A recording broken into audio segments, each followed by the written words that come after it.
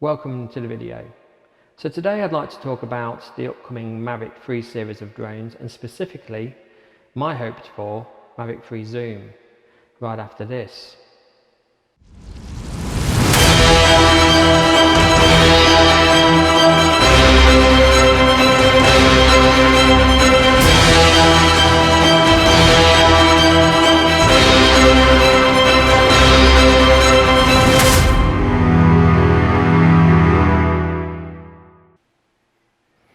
And as always, don't forget to hit that bell notification, like, subscribe, and I'm currently at 79 subscribers, which is fantastic. I'd like to hit 80. And for the lucky person who becomes my 80th subscriber, you'll get a free prize. More of me. Okay, on with the video. So a few months ago I made a video about what I thought the Mavic 3 series of drones would look like. And this is kind of a redress to that video. I've kind of, changed my mind about a few things, chiefly due to the release of the Mavic Air 2. It's pretty obvious, but the Mavic Air 2 is a standout drone for its size and its price. It really is quite incredible. And much of that technology is going to find its way into the upcoming Mavic 3 series of drones. So this video is chiefly about the Mavic 3 Zoom. I have a Mavic 2 Zoom and I'd like to have a Mavic 3 Zoom. So I will be referring to the Mavic 3 Pro from time to time, but this video is chiefly about what I think the Mavic 3 Zoom will look like. Of course, there will be crossover areas in this video where I talk about the controller. That will be the same. I talk about the app. I talk about the control system, and I also talk about the sensors and so on. Okay, so I'll start things off with the controller. Now, I think that we're going to have the same controller as that found currently in the Mavic 2 Air. The controller is quite large, larger than we're used to seeing on a Mavic series of drones. Now, looking at the Mavic Air 2's controller, there's a lot of wasted space, and I imagine that if you were to open the controller up, you'd find a lot of empty space on the inside. I think that we're going to have a Mavic 3 with this controller, but it's going to be upgraded. It will have more functions, more trigger buttons.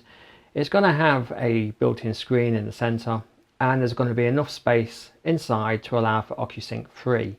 It makes sense, but DJI will debut OcuSync 3 with the Mavic 3. Of course, there's symmetry there. But more than that, I think we're going to see an increase in range from 8 kilometers to 10 kilometers, and this is necessary to compete with RTL Evo. So the next point is the half-inch sensor that came with the Mavic Air 2. Now, DJI has a habit of using the same sensor technology from generation of drone to generation of drone, and I think that the new half-inch sensor is going to be their standard sensor going forwards. So I think that the Mavic 3 Zoom will have this same sensor. So it's going to be a 48 megapixel sensor. Typically it will shoot 12 megapixel images, but you'll be able to shoot 48 megapixel images if you want to. Now, I suspect, but we're going to have at least a 20% increase in size over the current model. This is going to accommodate a larger battery, but more than that, I think it's going to accommodate for larger cameras. And talking about the Mavic 3 Pro, I wouldn't at all be surprised if we didn't find a micro four thirds sensor in that model of drone. However, a larger camera in the Mavic 3 Zoom could mean that we're going to have a fixed aperture zoom lens. Now, if you think about it, currently the Mavic 2 Zoom will take 48 megapixel images with its 12 megapixel camera. It does this by zooming in. It takes multiple images and combines them together. Now, if you have the new 48 megapixel capable sensor in the Mavic Air 2 in the Mavic Zoom 3 or Mavic 3 Zoom, then using the same technology, you could get away with approximately 200 megapixel stills. But you would need to have a fixed aperture zoom in order to do this. The reason being, with the Mavic Air 2, once you go to 48 megapixel images, the images darken considerably.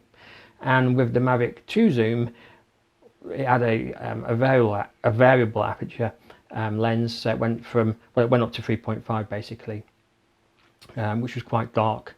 So if you had a variable aperture zoom with a sensor which gets darker when you're at 48 megapixels, then it would be a really noisy and dark image, so it's just not going to work. So in order for the zoom to be able to take those huge images, it will need to have a fixed aperture lens, and I think the larger size could make this possible.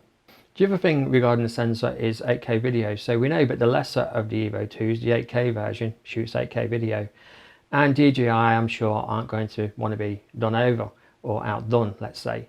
So again, I think we're going to see an 8K drone shooting 8K video. And of course, you can drop that down to various lower video resolutions if you wish. I also think that we're going to get 4K at 60 frames per second.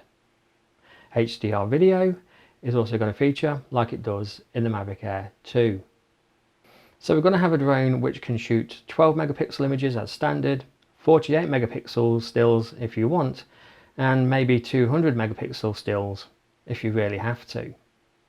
I think the speed will remain the same at 45 miles per hour. This is really fast enough, and the other thing to consider is the faster the drone goes, the more energy it will expand, and the larger battery and the larger weight and size of the drone would make it a little bit more dangerous if it was to travel at say 50 miles per hour top speed. 45 is a decent speed anyway, and I think going along with that we'll have an increase in the flight duration. So it will go from 31 minutes currently to 35 minutes, and I think you'll get at least 30 minutes of useful flight time out of that. We'll continue to use the Go4 app, that won't change. And of course all the other technologies that we've seen released with the Mavic Air 2, such as Active Track 3, improved sensor performance, will be in there as well. I think that the sensors will remain the same.